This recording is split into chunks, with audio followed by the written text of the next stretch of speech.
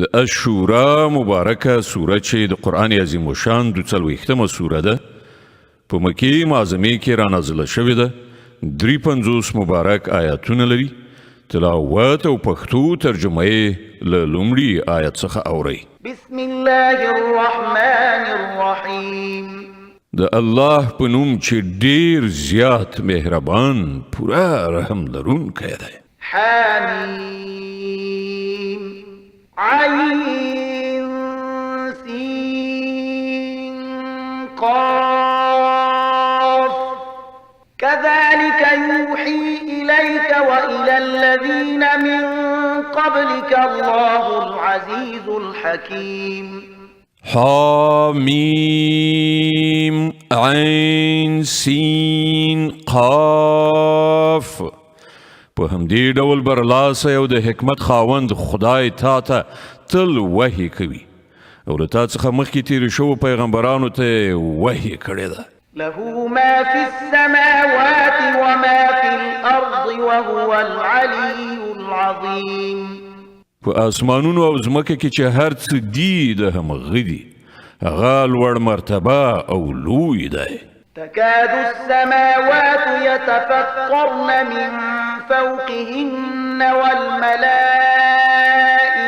يسبحون بحمد ربهم ويستغفرون لمن في الأرض ألا إن الله هو الغفور الرحيم.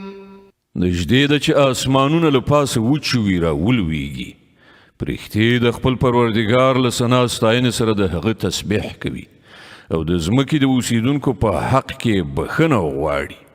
خبردار اوسئ په حقیقت کې الله بخښونکی او ډیر مهربان دی. والذين اتخذوا من دونه أولياء الله حفيظ عليهم وما أنت عليهم بوكيل. کوم کسانو چې له هغه پرته خپل څه نور سرپرستان نیولي دي الله پر هغوی څارونکی او ساتونکی دی. ته د هغوی وکیل نه یې یعنی پر هغوی مسلط کړای شوی نه یې. وكذلك أوحينا إليك قرآنا عربيا لتنذر أم القرى ومن حولها وتنذر يوم الجمع لا ريب فيه فريق في الجنة وفريق في السعير. هو په همدې ډول ای پیغمبره دغه عربي قرآن مونږ تا ته وحی کړی دی ترڅو چې ته د کلیو مرکز یعنی د مکې د ښار او د هغه د خوا او شا اوسیدونکي خبردار کړي او د غونډېدو یعنی د قیامت له ورځې نه یې وویروي چې د هغې په راتګ کې هیڅ شک نشته چې د یوې ډلې تلل به جنت ته او د بلې به دوزخ ته وي. ولو شاء الله لجعلهم أمة واحدة ولكن يدخل من يشاء في رحمته والظالمون ما لهم من ولي ولا نصير.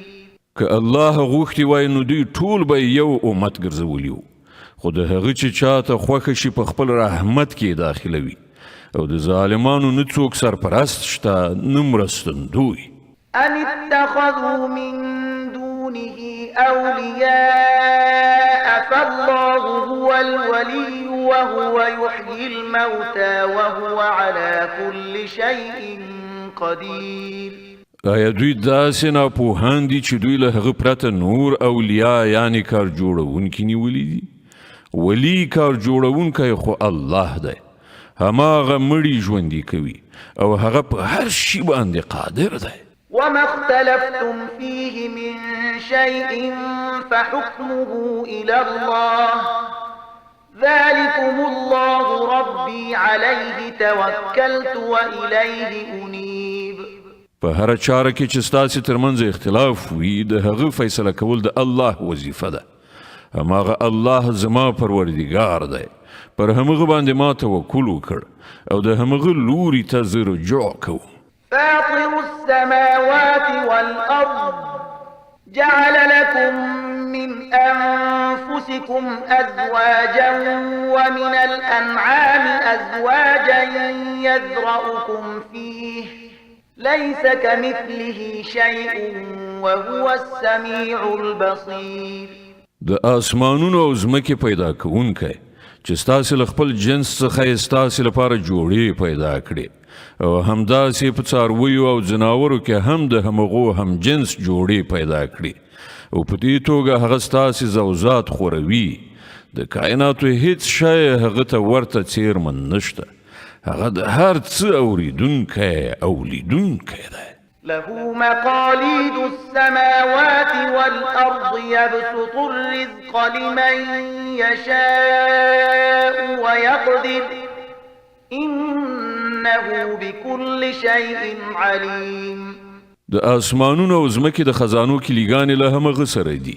چاته چې خوښه شي پراخ روزي ورکوي او چاته چې خوښه شي لنډه تنګه روزي ورکوي. هغه په هر څه پوهیږي. شرع لكم من الدين ما وصى به نوحا والذي أوحينا إليك وما وصينا به إبراهيم وموسى وعيسى أن أقيموا الدين ولا تتفرقوا فيه كبر على المشركين ما تدعوهم إليه الله يجتبي إليه من يشاء ويهدي إليه من ينيب. همغه ستاسې لپاره د دین همغه کړنلاره ټاکلې ده چې د هغې حکم نوح ته کړی و او چې اوس ای محمد تا ته موږ د وحي په وسیله درلېږلی دی او چې د هغه هدایت مو ابراهیم او موسی او عیسی ته کړی دی په دې سپارښت سره چې دغه دین برقرار کړئ او په دې کې تیت پره کېږئ مه. همدا خبره د دغو مشرکانو ډیره تر پامه بد راغلې ده چې د هغې خواته ای محمده ته دوی ته بلنه ورکوي. د الله چې چاته خوښه شي ځان ته یې غوره کوي او هغه خپل لوري ته د راتلو لاره همغه چاته ورښیي چې د هغه خواته رجوع وکړي.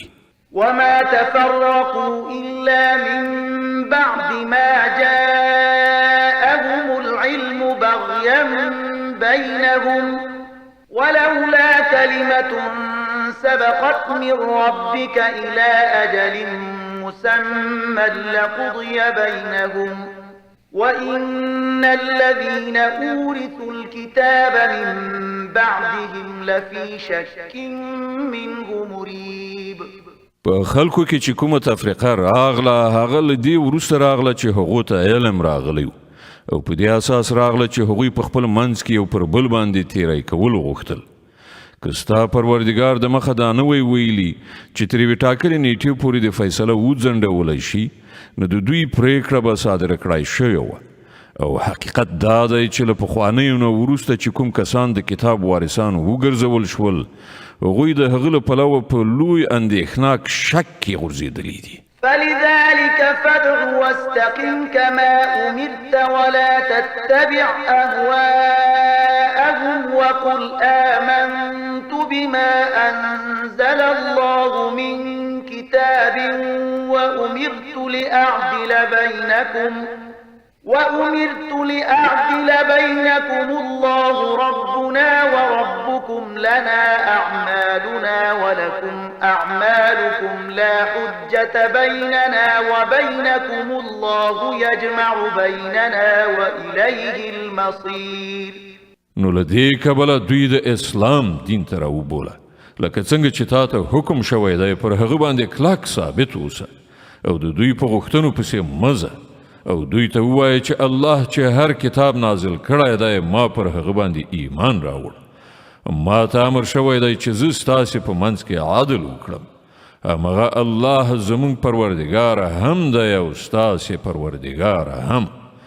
زموږ عملونه زموږ لپاره دي او ستاسې عملونه ستاسې لپاره دي. زموږ او ستاسې په منځ کې کومه جګړه نشته. الله به یوه ورځ موږ ټولو غونډ کړي او د همغه لوري ته د ټولو ورتګ دی. صدق الله العظیم. الله ستر رښتیا ویونکی دی.